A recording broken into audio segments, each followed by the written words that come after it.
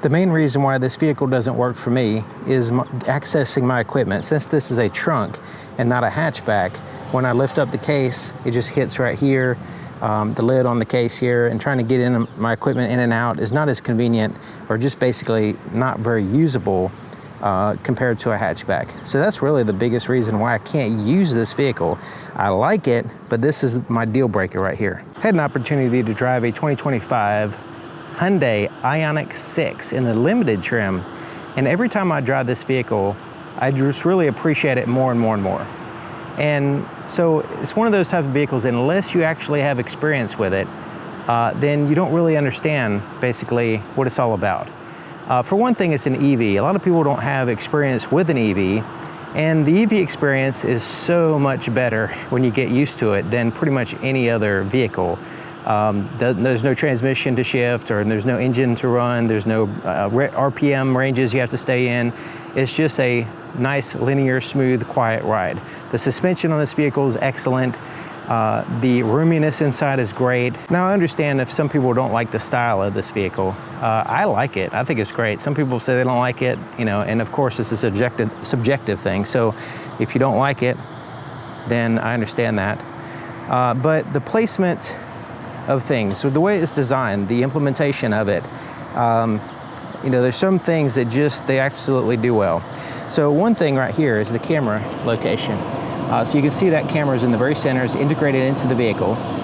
And they even integrate their radar cruise control sensor right there as well. So everything's really nicely integrated. A smooth front end with parking sensors all in a line. They're not like high and low and all that stuff here on the side. I really like this color too, really vibrant red, electric red. Looks good with the gloss black as well. The pixel design, I like it. I know this is like a subjective thing. The wheels look pretty good. Fairly easy to clean, I guess, for the gloss black finish and all that stuff. So it has this slope back here with the integrated kind of like a spoiler. And this illuminates at nighttime, this top part here. And I like you'll see this when we look on the inside, the use of translucent plastics. So you can see right here is a good example. You can see that antenna is a translucent plastic. So once the light catches it a certain way, this is unique, you know. You don't, especially on the inside of the vehicles, you don't see this, the translucent plastics. So here in the back, the camera is integrated in a nice high position. It could be in the very center, it's slightly off, which kind of bugs me. But I do like the tail light design, the way it has these little pixels here. Kind of gives it a retro futuristic look.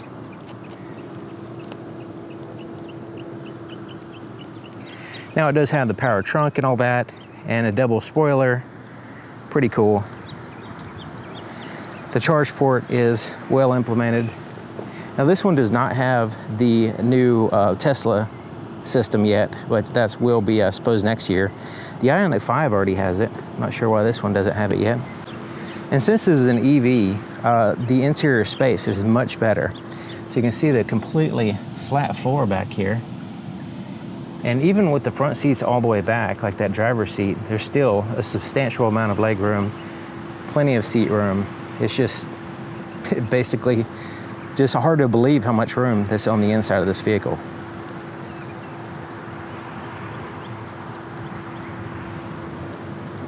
And here's some more of that translucent plastic. And you see my fingers back there, but yeah, there's the translucent plastic here. And check it out, a little pocket right there, as well as the one at the bottom. And then right here is another pocket. It's basically the handle, but you can utilize that whole space there as a pocket. And the first time I saw that, I was like, what if you drop a quarter? How are you gonna get it out? Well, I actually slid it to the edge and was able to pull it out, no problem. But it's kind of interesting the way it looks, and have these little ripples going on right here. But yeah, pretty cool. And I like the way that has these net pockets on the back. So we have something in there, you can see it. So there's a lot of times in which junk gets in the pocket and you don't see it and you don't know it's in there, right? So this way you can actually see it. So yeah, and it's a durable materials and everything. Yeah, the front door has that large handle. So you can use your hand in anywhere from here all the way back here to actually close the door. And you can put your cell phone there or whatever. And then you have more of the translucent plastics. and then a large pocket there at the bottom. And then check out this speaker grill. So it has like a laser cut aluminum Bose speaker grill right there. It kind of accents the whole entire door. And it's kind of a simplistic design here on the door.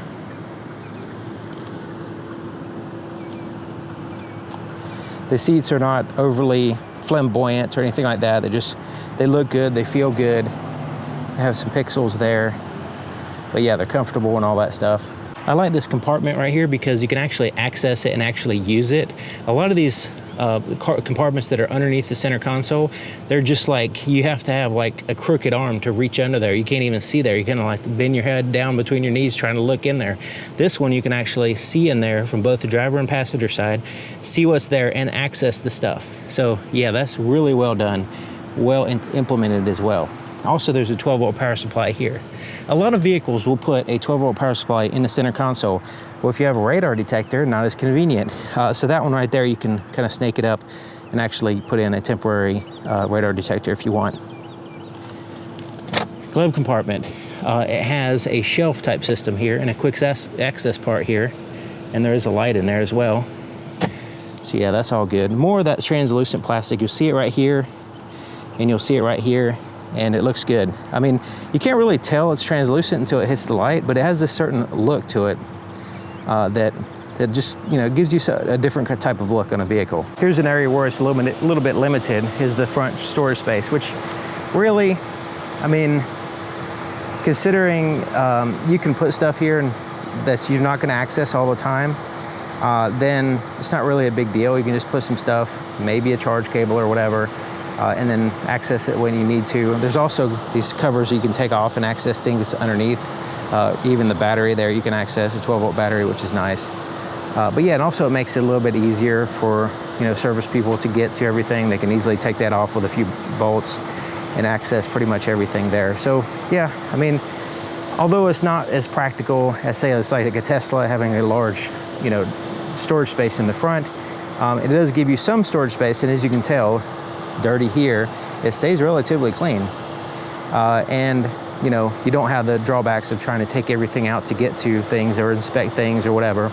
You can actually see everything here in the front, and then to get to the 12-volt battery very, very easily. And a space here in the driver's seat is great. So plenty of room here to the left and the right of my legs.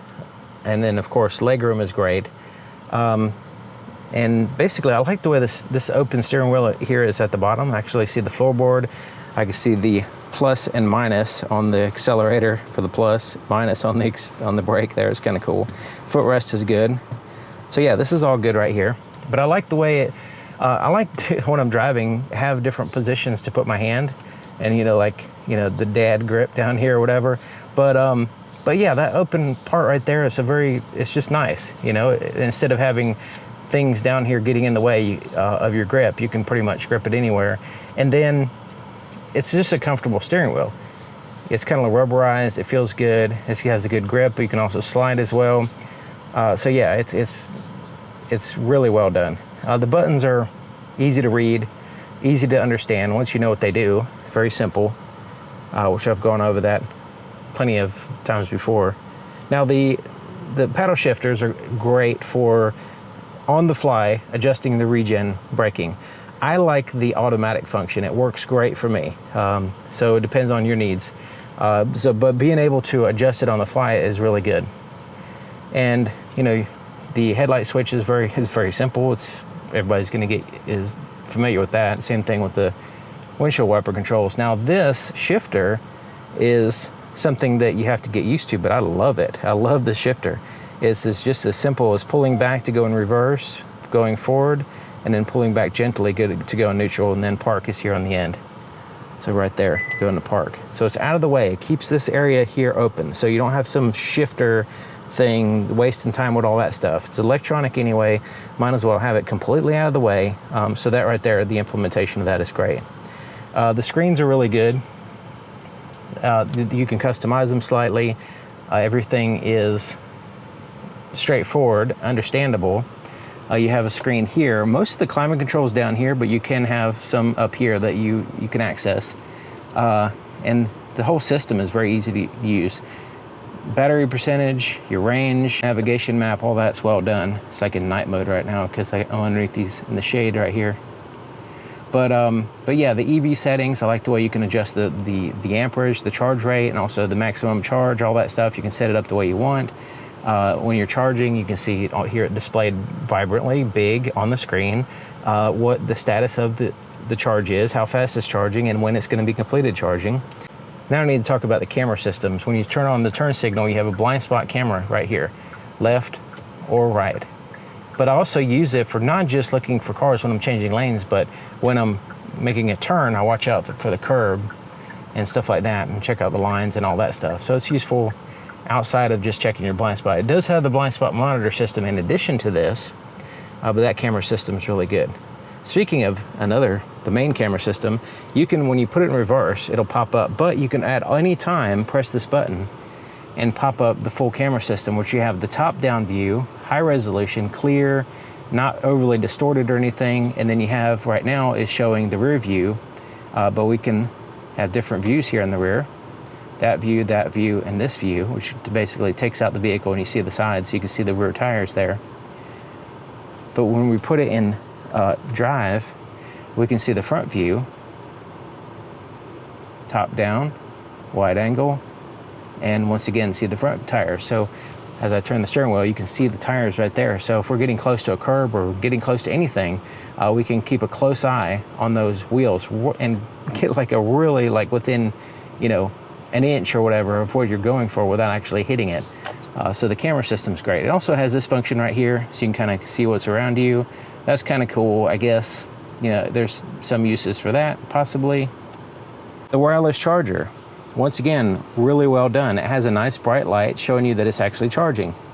A lot of vehicles, when you put the cell phone down on the charger, it doesn't show you. There's no way of really telling whether it's charging or not. You have to like look on the screen. Maybe there's a little tiny itsy bitsy little light somewhere, and you know, you get where your destination is, where you're going, and then the phone's not charged, right? Like the whole time it's not charging and you didn't know, because there's no obvious way of telling, right? Especially when you have a case like this, which covers up the screen. This one is very obvious. Nice big light right there showing you that it's charging. Another thing is, when I set it down, it always charges, okay? Because of even with this big thick case that I have right here, is still, because it has this part that sticks up right here, and then it's rubberized, and it has this little keeper right there. So when I put my cell phone there, it does not move, and it charges the entire time. There's never a time where I set it there and it doesn't charge. Also, when I put it there, push it all the way in, it starts charging. And then you can see this little spot right here. It's open at the bottom, so I can grab it, take it out when I want. Also, it's within view. It's not like under some cover. It's not like in some weird spot where I'm gonna forget it. It's right there. I can see it. I can get it easily, and I can tell it's charging. There's a little space right here next to it where it has a USB port. So if you wanted to plug in a cable, all you need is like a 6-inch cable. You don't need like a 10-foot or 3-foot or 6-foot or whatever. You need to just have a short little patch cable that go right there. So that's convenient. Cup holders are fine. It has this little rubber piece right here that you can take out, clean it, put it back in. It does have the little spring-loaded arm, so when you put a cup in there, it doesn't wobble around. So it's pretty basic, easy to clean, smooth plastic, all that stuff. Nothing too fancy. Same thing with this material right here. It's very easy to clean. You just take a damp cloth and wipe it, and you can pretty much clean anything off of it. The window controls are right here, so they're easily accessible from the driver or the passenger position. Even the rear passenger can lean forward and operate these. So for whatever reason, if the passenger, let's say you get out of the car for a minute to go in the store and there's a passenger in here sitting here, for whatever reason, if they want to roll down a window, they have access to all of them right here. It's not just dedicated to the driver to have access to it.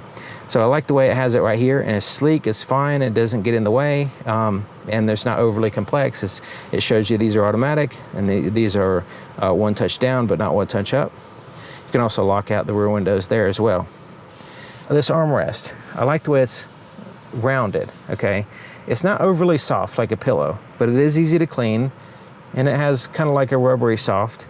But the way it's contoured with my arm, it's perfect and it doesn't give me any problems, right? There's some vehicles where, you know, a long trip or something, my elbow's on this surface, and for whatever reason, it's making my elbow ache, and it's like a big problem for me, you know? So this one, no problem. The contour of it, the comfort, the material, all that's great. There's no, like, you know, materials that are going to get dirty and hard to clean. This is once again, very easy to clean materials. There is a little compartment in here, and then there's a little quick access tray. Instead of having a tray on top of the compartment, like a lot of other vehicles will have this little tray and it sticks there on top of the compartment, then you have to get it out of your way, right? And then let's say you have it full of change or you have small items in it, you pick it up, you go to move it, and then it spills everywhere. This has the compartment here separate from this compartment. So it's actually two separate compartments. So this is your quick access. This is the more deeper junk drawer type compartment. It does have a USB-C port in there as well. But just having not the tray on top of the compartment is good. I think that's excellent. Now it could use a rear view camera. It does a rear view mirror, auto dim, home link, garage door controls, that kind of stuff. But, you know, a little bit of a, I'm just got so spoiled with rear view cameras that would be a nice upgrade. So it does have the buttons up here. It's relatively straightforward as far as your lights and the sunroof, which has a shade that blocks 100% of the light. Now this is one thing that could be improved. You have a black headliner, this cloth, right? Well, this has a cloth as well. This material is not as easily cleaned as a vinyl type. So like if you had this type of material, like a lot of other cars do this, they'll have a cloth headliner, but they'll still have a vinyl visor, because if you're touching it all the time, especially women with makeup and all that stuff, it gets embedded into this cloth and then it's harder to clean out. The vinyl material on the visor would be better. You know, that's what I would recommend. You know, it's not a big deal, but you know, also it does have a big mirror here, and then the light doesn't automatically turn on, which is probably a good thing, because some vehicles, when you open this up, you always have this light in your face. Well, maybe you don't want to have it, so you can choose to turn it on if you want. And it's not directly in your face, it's above you, shining down. It's more in a kind of the center position, which is fine. But yeah, so that's all good. Now the Bose sound system sounds pretty good. It's not like exceptional or anything, but it sounds good. And one of the things I like about it is not the impressive looking speaker grills here on the door. It looks great. It's a very good aesthetic and everything. But right here, these tweeter speakers here in the pillar, you notice it's at ear level, okay? Some vehicles have this down here kind of tacked on in this little corner space. And what happens is it just looks tacked on, so this makes this a little bit thicker. And there's actually a vent on all vehicles that shine right here on this glass for the defrost system. Well, when they tack on these extra speakers, it blocks that airflow from that vent going to the glass. So this one eliminates that. It has a nice flush look. It's at ear level instead of just below.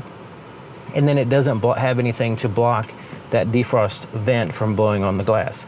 So the position of that is, you know, if you don't think about it, you might not, you know, realize all that, but there's a lot going on there in which they designed it well, and I think it's great.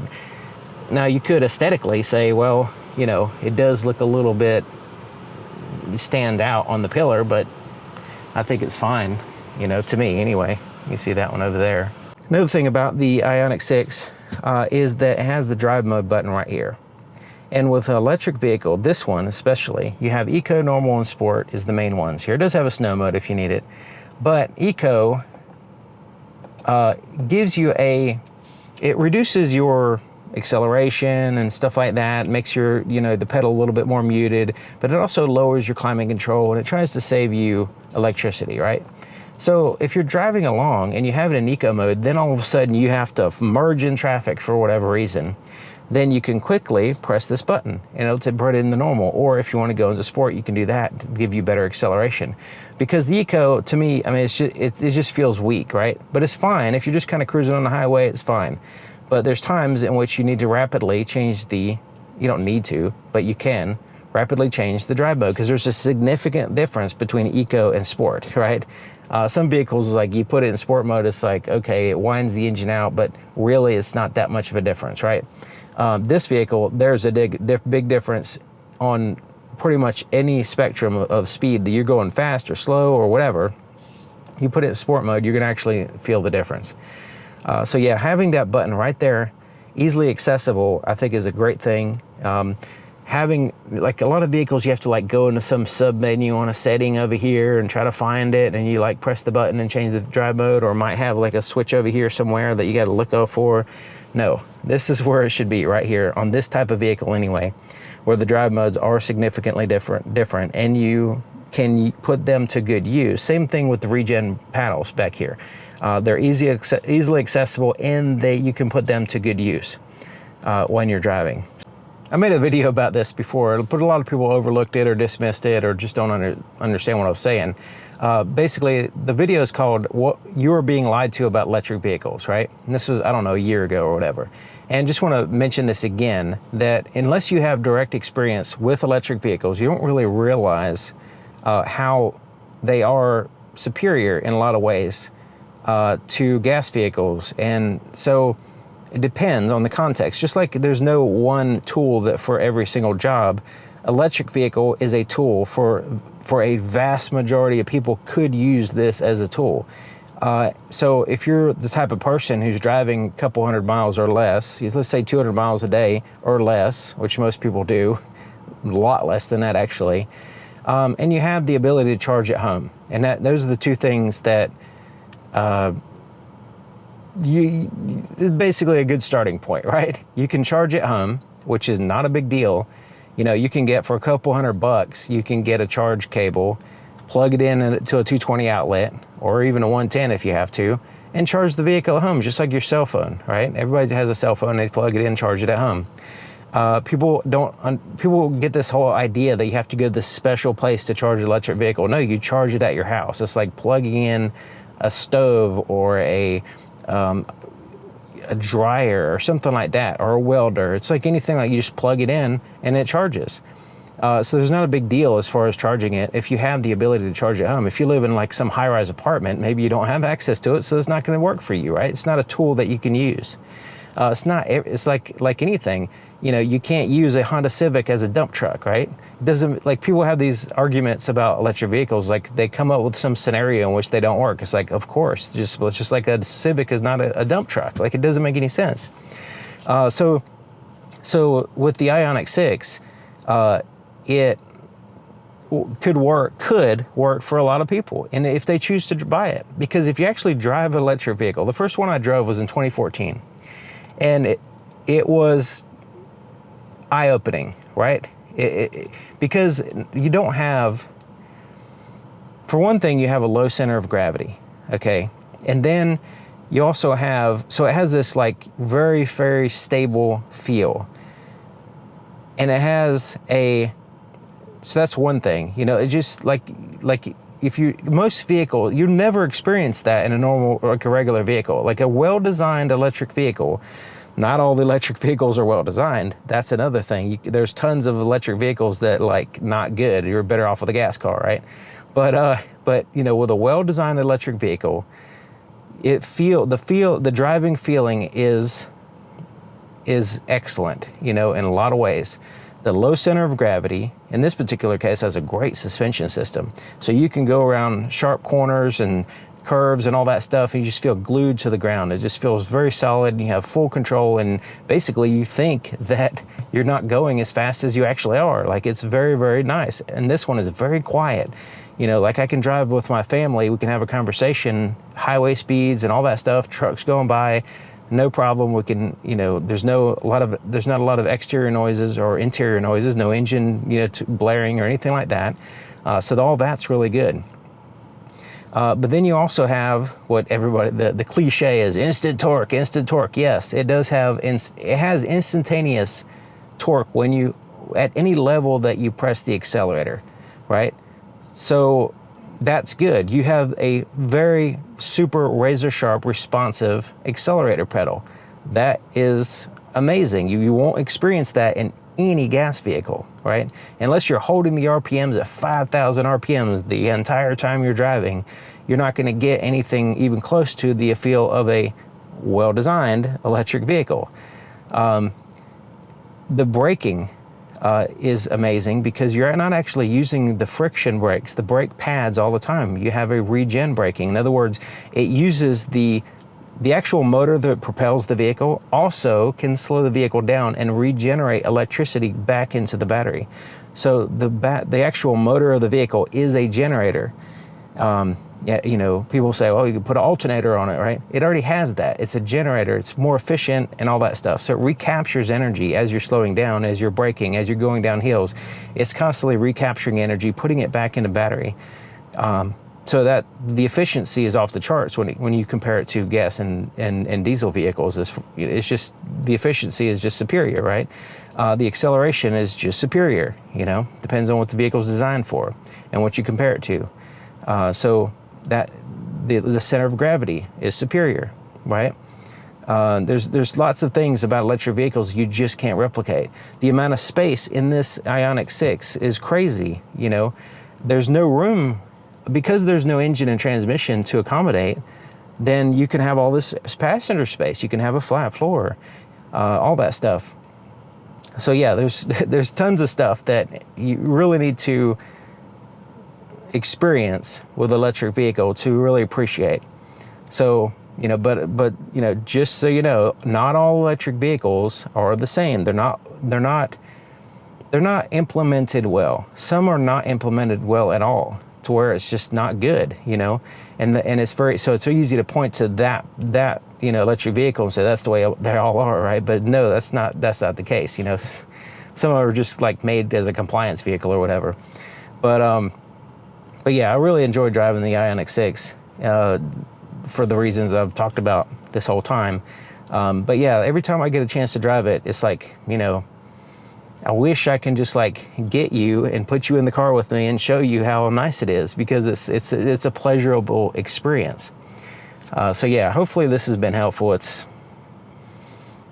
you know, it's not a thing that I can, you know, like I said, put you in the car with me. I could just explain it the best I can, and hopefully you can you know, understand it to the degree you understand. But take one for a test drive. You know, go to there should be lots of them at dealerships now because of the whole market with the system, with the market the way it is and everything. Should be able to go and be able to take one for a test drive. So yeah, it's well designed. It looks good. I think it looks good. It feels good. There's things that I can't use this vehicle, right? It doesn't work for me, right? But I just enjoy driving it. This vehicle handles so well. At low speeds, you will also have, mandated by law, some exterior noise that projects around the vehicle for like pedestrians and stuff like that. But once you get going, it goes away. This is basically the climate control is the loudest thing. And so yeah, let me put it in sport mode so you can show you how responsive this pedal is. You know, you just like press it and you take off, and then anytime you need that acceleration, that's like instant, you know, instant responsiveness. It's excellent. But normal drive mode is great. Eco, I don't really care for. It's too muted. It cuts down the climate control a little bit. You know, the accelerated pedal is kind of less, it's much less responsive. You have much lower power and all that stuff. Normal is fine, and sport is great. It's fun. But if you're driving with other people in the car, if you don't want to annoy them, then you put it in normal and you just drive normally, and it feels good, and you can kind of really get some acceleration and passing cars and merging the traffic, and you can kind of like accelerate pretty good without really bothering other passengers and stuff, because the suspension, the braking, the acceleration is so well done and smooth that you have full control over it, that you can get away with a lot of fun driving in kind of like under the radar of passengers if they're not necessarily paying attention. You know, because like some people get car sick and all that stuff. So this is, you know, so if you're like dogging it with a gas car or something, it's really obvious. But this one, you can, you know, you're going 60 in just a few seconds and people didn't even notice. You know, they just like, you're just driving, right? And you know, if you handle your acceleration and braking and all that stuff fine, you can basically be a lot more efficient while you're driving and get to where you're going at a decent time, right? Especially going through traffic or passing. There's times in which you just need that extra power to get the vehicle where you want it to be in traffic, and sometimes you just like, I'm driving this car, it doesn't have any power, so I can't really, do what I need to do, right? And so you just have to go with the flow. This, you can put it in places because you can accelerate, you can get it merging traffic where you want to go, you have all the power that you want, you can also brake very fast, all that stuff.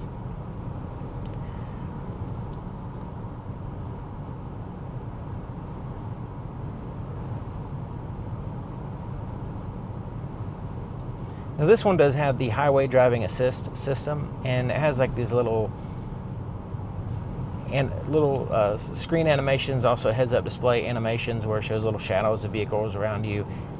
Kind of more gimmicky, I guess. It's not really, it helps when you're driving on the highway as far as holding the lane and keep an eye on other drivers, as far as, like with the adaptive cruise control and all that stuff, you can kind of see that it sees all the other vehicles and everything. But it's fine. It's not any kind of like self-driving or anything like that, but it does help to hold the lane and keep you at a safe distance between you and the vehicle in front of you. And that's the main really point of it, really. Cruise control, lane keep assist system, all that stuff is fine. There's nothing to report as far as problems, and that's usually the case with Hyundai. When there is a problem, I'll point it out, which there was a problem with the Hyundai Palisade one time, but usually with Hyundai and Kia, if it has the feature, it seems to work fine. It's that, and that's an issue with a lot of brands. It's like it's loaded up with features, but you have to turn half of them off because they don't work well. So with the Kia and Hyundai, they seem to integrate features nicely, and they seem to work fine. But yeah, this is a great vehicle. And so the IONIQ 5 is the hatchback. That's the one that I could probably use practically for my equipment, and just being more room, and having the hatchback just makes a big difference as far as me using a vehicle. The IONIQ 5, also like the way it looks. I like that first one I drove, had like a matte silver finish, and it kind of reminded me like the old school ROM comic book. I don't know if you remember, it's like a robot called ROM, ROM, and it kind of reminded me, had that kind of like classic retro futuristic aesthetic that I thought would look really cool. I really enjoy that kind of stuff. This one has a better, this one's like sleek, and has a really good coefficient of drag. It's able to slip through the air really nicely, which gives you better efficiency and range and all that. So, and I was surprised how much actual space. When you look at it, if you just look at it without any comparison, it looks like a small vehicle, but it's actually pretty decent size. And the interior space, the headroom, legroom, all that stuff is well done. Now you're kind of sitting a little bit low as far as the seat. You're not like sitting like in an SUV type feel, like you're sitting in like a taller chair. So it's more like the car experience, where your legs are straight out in front of you like that. And then of course it has the trunk, which is limiting for me anyway. And a lot of people, could use it fine, but me in my particular situation, I need a hatchback or something that I have open space that I can actually, put my equipment and use it and work out of the trunk basically, or the hatch, or wherever it is. Like with my Honda Ridgeline, it had a trunk in the bed, and I would lift up and open up the trunk, and all my equipment would be in there, and I can work out of it very easily. And also it's like a tailgate. I could use the tailgate if I wanted to, and then use that as like a workbench or whatever. So yeah, I'm kind of have a kind of a special, unique situation, but yeah, it's I think this vehicle, especially as the price comes down with electric vehicles, I think it would be more acceptable. Right now it's kind of like when the VCRs were like $800 back in the day. It's like it's the price of technology, since this is relatively the mass production of modern electric vehicles is fairly recent. They're able to figure out ways to lower the cost, and the cost of the technology is getting lower and lower and lower. So eventually it's going to be down into an area, a price range in which more people can afford, for sure. So like VCRs, they went from $800, $1,000 to $50, you know, eventually. It's the same VCR, it does the same thing, right? It's just, and they become lighter, they become more reliable, and they became cheaper. So, same thing with any technology. Like with gas cars, there's no, that's a technology that's it's at the end of its life. It's basically already as refined as you can get it. There's no making it cheaper. You know, if anything, it's getting higher. You know, the price is getting higher constantly on gas cars and stuff. So electric vehicles still have that room to go down in price. Gas cars don't have that. Actually, it's weird. The technology is old, but yet for some reason it gets higher. You know, like the price of gas cars are getting higher. It's like, well, you've already done all the R&D like forever. And refined all these vehicles, so you know now it's just the manufacturing process for the most part. So why does the price keep getting higher and higher and higher, right? So you know, I'm sure there's reasons why, and you know, I'm just kind of simplifying it, but yeah, it's a little bit perplexing, especially some of the prices. You know, when you're talking $50,000-$60,000 for kind of a plain gas car, you know, like it's nothing special, right? It's like, you know, like 90s technology or whatever, 80s technology, really. And then you add a few electronics that you can buy for, you know, $500. Like an iPad or whatever. You know, like you're adding just a little bit of electronics here and there that's integrated in the vehicle.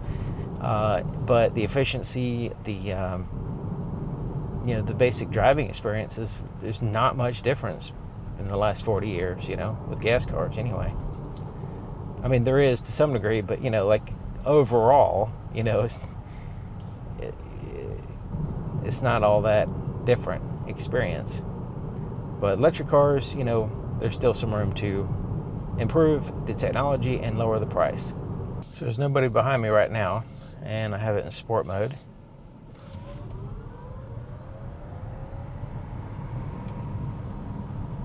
So yeah, the rapid acceleration, also the instant response, even like at high speeds like right now, I can hit the accelerator and still have that instant response. And plenty of pedal there for accelerating, passing, merging, all that stuff. And I don't know if you can tell, but there is a little bar there showing you when it's regenerating electricity versus using electricity. So right now we're using it, and then when it goes to blue, as I'm coasting, it's regen. So it's charging the battery. Accelerate it. But yeah, normal's fine. Like eco, when I put it in eco mode, so you can see the little lights change when you change drive modes here. But when you put it in eco mode, it's just, push it to the floor. See, it's a lot less acceleration, but it still has acceleration, but it's probably better than most gas cars. But still, when you have that sport and normal at hand, it's more fun to use those.